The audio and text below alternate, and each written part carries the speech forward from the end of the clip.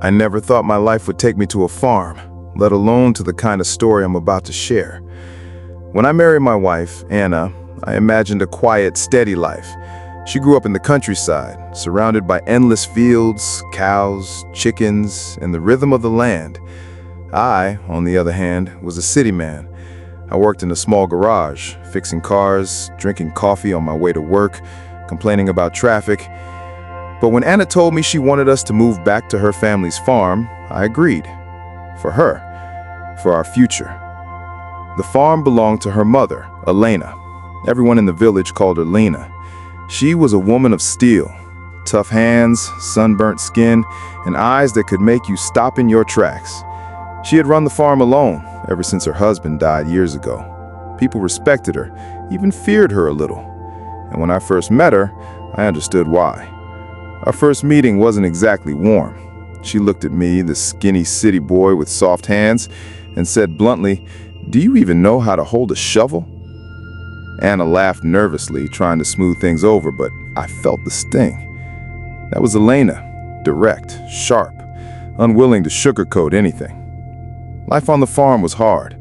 I woke up at 5 in the morning to the sound of roosters, worked until my back ached, and went to bed with dirt under my nails. Elena was always there, watching, judging. Sometimes she gave advice, sometimes just silence. I told myself I didn't care what she thought of me. But the truth is, I wanted her respect, desperately. One evening, after a long day stacking hay, I sat outside on the porch. The sky was painted red and orange with the sunset, the air thick with the smell of cut grass. Elena came out with 2 mugs of tea. She didn't say much, just handed me one. For the first time, I noticed how tired her hands looked, how deep the lines on her face ran. There was strength, yes, but also loneliness. We sat there in silence, sipping tea. Then she said quietly, "You're tougher than I thought. Most men would have run by now." It wasn't exactly praise, but coming from her, it felt like a medal. Days turned into weeks, and slowly, something shifted. We started talking more about the farm, about the past, about Anna when she was little. I began to see a softer side of her, hidden beneath that armor she wore. She would laugh sometimes, and when she did, it lit up her face in a way that startled me. But with every smile, every glance that lingered too long, I felt a weight pressing down on me. This was my wife's mother. The thought alone should have stopped me cold. And yet, there was something between us, something unspoken that seemed to grow stronger with each passing day. One night, a storm rolled in, plastered to her face, soaked to the bone. Without thinking, I rushed to help her. We struggled together, holding down the tarp as the storm raged. When it was finally secured, we stood there, breathless, dripping wet, staring at each other in the flashing light of the storm. For a moment, the world disappeared. Just her eyes, fierce and burning, locked on mine. My chest tightened. I wanted to say something, anything, but the words stuck. And then Anna's voice called from the house, "Are you two okay?" We both jumped back, as if caught in some forbidden act. Elena turned away, muttering something about the tools being safe, and hurried inside. That night, lying in bed beside Anna, I couldn't sleep. The storm outside had passed, but inside me, something had just begun. The days after the storm felt different. I couldn't look at Elena the same way anymore. Something had cracked open between us. And though nothing had been said, I felt it in every glance, every silence, every accidental touch when we passed each other in the barn. I tried to push it away. I buried myself in work, fixing fences, feeding cattle, chopping wood until my arms went numb. But the harder I tried to forget, the stronger the memory of her eyes during that storm came back, fierce, alive, burning. One morning, as I was hauling buckets of water, Elena stopped me. "You're doing it wrong," she said, grabbing one of the buckets from me. "You'll hurt your back like that. Watch." She bent down, demonstrating the right way, her movements fluid, confident. I stood there, watching her, until she looked up and caught me staring. Our eyes met, and for a moment, I felt like a boy caught stealing. She smirked faintly, Pay attention, city boy, or you'll break before the cows do. She walked away, leaving me with my heart hammering in my chest. That night, I couldn't keep it inside anymore. Anna was asleep beside me, her breathing soft and steady. I stared at the ceiling, guilt gnawing at me. I loved my wife, didn't I? I should love her. But why did it feel like my heart was betraying me every time Elena walked into the room? The next day, while Anna went into town to pick up supplies, Elena and I were left alone on the farm. The silence between us was heavy. I worked on repairing a broken wheelbarrow while she tended to the chickens. Every so often, I'd catch her glancing my way. Or maybe I was imagining it. When noon came, she brought out lunch, bread, cheese, slices of tomato from the garden. We sat at the old wooden table outside, the summer heat pressing down on us. I tried to keep my eyes on the food, but I could feel her gaze on me. Finally, she spoke. "You miss the city?" I shrugged. "Sometimes, but it's quieter here. Feels real. Out there, everything was noise. Here, it's just..." I paused, searching for the word. "Life." She nodded slowly, her eyes softening. "That's why I never left. After my husband died, people told me to sell the farm, move in with relatives. But this land, it's who I am. Without it, I'd be nothing." Her voice cracked on the last word, and for the first time, I saw her not as the unshakable matriarch, but as a woman carrying years of loneliness. Without thinking, I reached across the table and touched her hand. She froze, staring at me. The air between us thickened. Then she pulled her hand back quickly, standing up so fast the bench scraped against the ground. "You should finish your food," she muttered, and walked inside. The rest of the day, she avoided me. I cursed myself for being so reckless, but deep down, I couldn't deny what I felt. It was real, terrifyingly real. That night, Anna returned, cheerful and oblivious. She hugged her mother, kissed me, and chattered about the people she saw in town. I tried to smile, tried to act normal, but inside I was unraveling. Weeks passed and the tension grew unbearable. Every small interaction with Elena felt charged. Her voice calling my name, her hand brushing mine when passing a tool, even the silence when we worked side by side. One night, after everyone had gone to bed, I couldn't sleep. I walked out to the barn, the moon casting silver light over the fields. To my surprise, Elena was there, sitting on a bale of hay, staring into the darkness. She looked up when she heard me. "Can't sleep either?" I shook my head and sat down a few feet away. The smell of hay and animals filled the air, mixed with the faint scent of her soap. For a while, we didn't speak, just sat there listening to the crickets. Finally, she whispered, "This is wrong." I felt my chest tighten. She didn't have to explain. We both knew what she meant. "I know," I said quietly. Her eyes glistened in the moonlight. "But I can't stop thinking about you. Every day, every night. I feel like I'm losing my mind." The words hit me like a punch. Hearing her say what I've been too afraid to admit made it real. Too real. "Elena," I whispered, her name trembling on my lips. She looked at me, her face raw, vulnerable.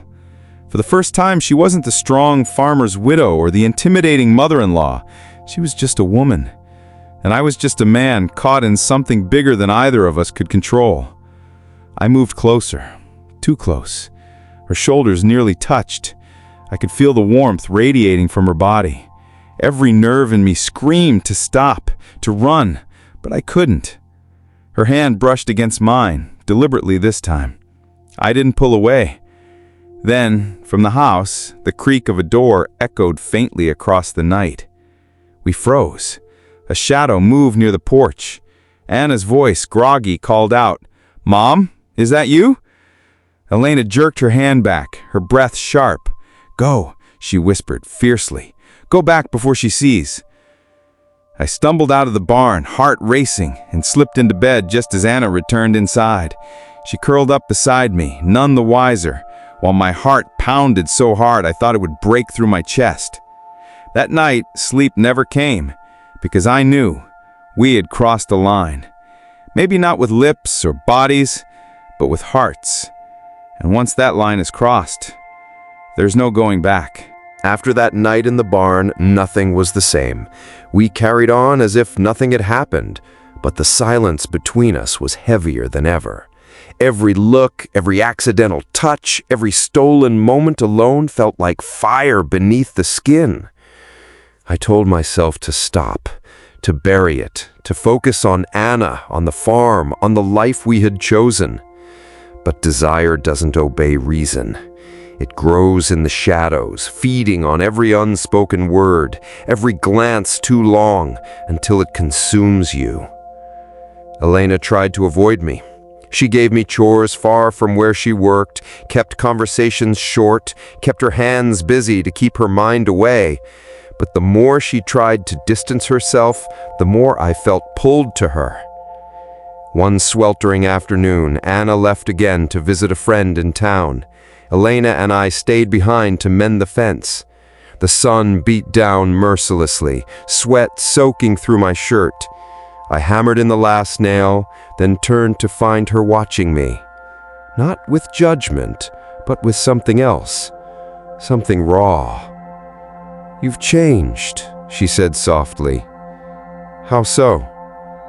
"You're not that city boy anymore. You belong here now." I swallowed hard. The way she said it, almost proud, almost tender, made my chest ache. "Elena," I began, but the words failed me. She took a step closer, then another, until she was right in front of me, close enough that I could smell the faint mix of hay and lavender soap clinging to her. Her hand trembled as she reached up, brushing the sweat from my brow. "God help me," she whispered, and then her lips were on mine. The world spun. The fence, the fields, the sky, all of it disappeared.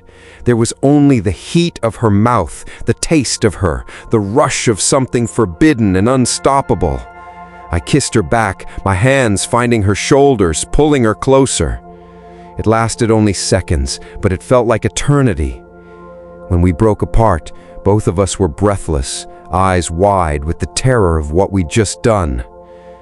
"This can't happen again," she said, her voice shaking. But I heard the lie in her tone, and I knew she did too. From that moment on, the dam had broken. We stole moments whenever we could. A brush of hands when passing tools, a whisper in the barn, a kiss behind the shed when no one was looking. It was madness, dangerous and intoxicating. And yet, in the quiet of night, lying beside Anna, guilt tore me apart. She trusted me. She trusted both of us. Every time she smiled at me, every time she kissed me goodnight, I felt like I was drowning in my own betrayal. The secret became unbearable, and secrets, like cracks in a dam, don't stay hidden forever. One evening, Anna came home earlier than I'd expected. Elena and I were in the kitchen, too close, our voices low, laughter too intimate. When Anna walked in, she stopped in the doorway, her eyes narrowing. "What's going on?" she asked. "Nothing," Elena said too quickly. Anna looked at me, searching my face. My mouth went dry. "We were just talking," I managed, but I knew she didn't believe it. Not fully. That night, Anna was quiet. She didn't hold me the way she usually did. I lay awake, staring into the darkness, knowing the walls of our secret were crumbling. The breaking point came a week later. I returned from the fields to hear raised voices from the house, Anna and Elena. "You've changed, Mom," Anna shouted. "You're hiding something. I can feel it." "Don't be ridiculous," Elena snapped back, but her voice cracked. My heart pounded as I stepped onto the porch, frozen in place. "Is it him?" Anna's voice trembled. "Tell me it's not him. Tell me you're not—" Silence. The kind of silence that says everything.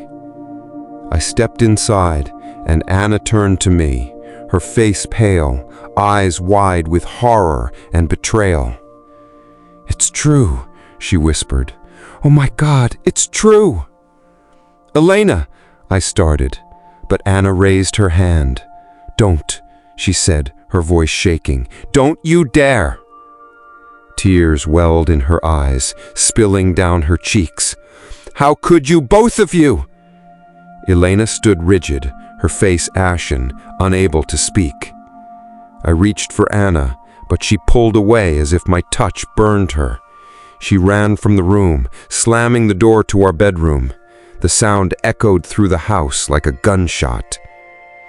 Elena's eyes met mine, filled with despair. This was my fault, she whispered. I should have stopped it.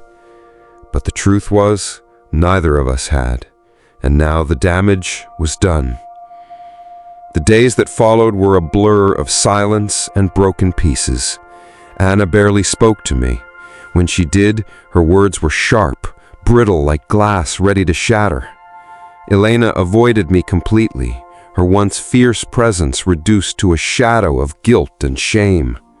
I tried to explain, to apologize, to make sense of the mess we had created. But how do you explain the unexplainable?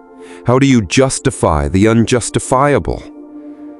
One morning, I found a note on the kitchen table in Anna's handwriting. I need time.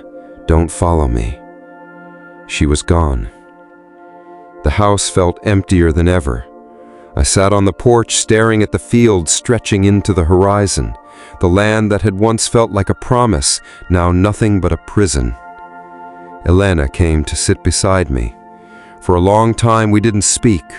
The weight of everything we had lost pressed down on us like a storm. Finally, she said, "Maybe this is our punishment for wanting what we should never have touched." I looked at her, at the woman who had been my undoing and my desire. I thought of Anna, her laughter, her trust, the life we had shared, and felt the ache of everything broken beyond repair. "I don't know if I can ever forgive myself," I said. "Neither can I," she whispered. We sat there as the sun sank behind the fields, painting the sky in blood-red streaks. Two people bound by a secret that had destroyed the one person we both loved. And in that silence, I realized something. There are loves that build and loves that burn. Ours was the kind that burned, bright, fierce, and devastating. And now, all that was left was ash. Thanks for watching. Don't miss the next story.